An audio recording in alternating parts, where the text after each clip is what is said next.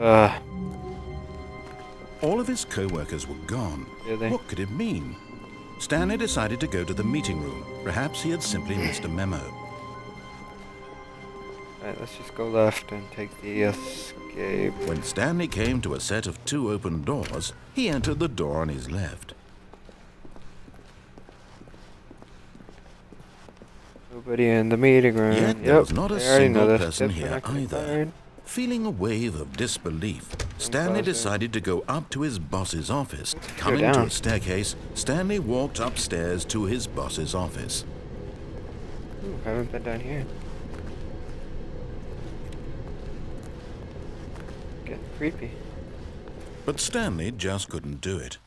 He considered the possibility of facing his boss. Admitting he had left his post during work hours, he might be fired for that. And in such a competitive economy, why had he taken that risk? All because he believed everyone had vanished? His boss would think he was crazy. And then something occurred to Stanley. Maybe, he thought to himself, maybe I am crazy. All of my co-workers blinking mysteriously out of existence in a single moment for no reason at all? None of it made any logical sense.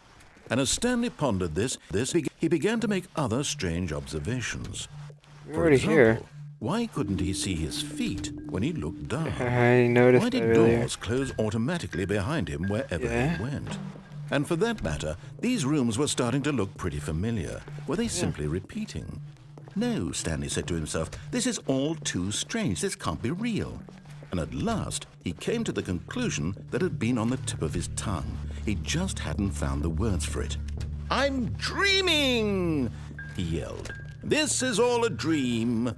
Oh, what a relief Stanley felt to have finally found an answer, an explanation. His co-workers weren't actually gone.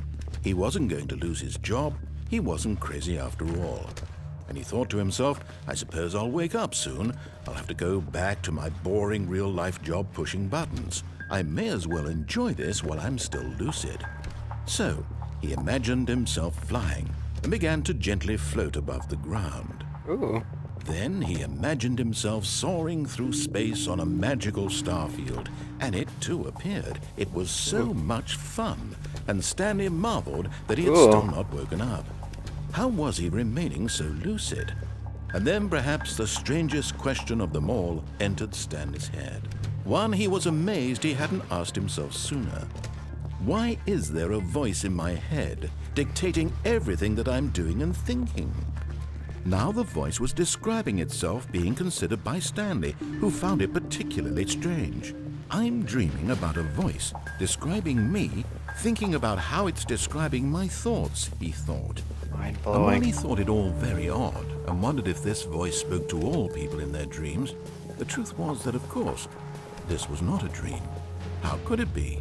Was Stanley simply deceiving himself, believing that if he's asleep, he doesn't have to take responsibility for himself? Stanley is as awake right now as he's ever been in his life. Now, hearing the voice speak these words was quite a shock to Stanley. After all, he knew for certain, beyond a doubt, that this was in fact a dream.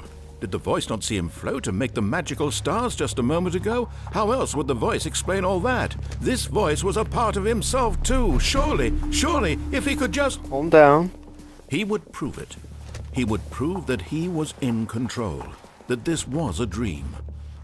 So he closed his eyes gently, and he invited himself to wake up. He felt the cool weight of the blanket on his skin, the press of the mattress on his back, the fresh air of a world outside this one.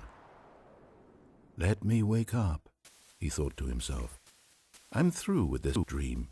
I wish it to be over. Let me go back to my job. Let me continue pushing the buttons. Please, it's all I want. I want my apartment, and my wife, and my job. All I want is my life exactly the way it's always been. My life is normal. I am normal. Everything will be fine. I am okay.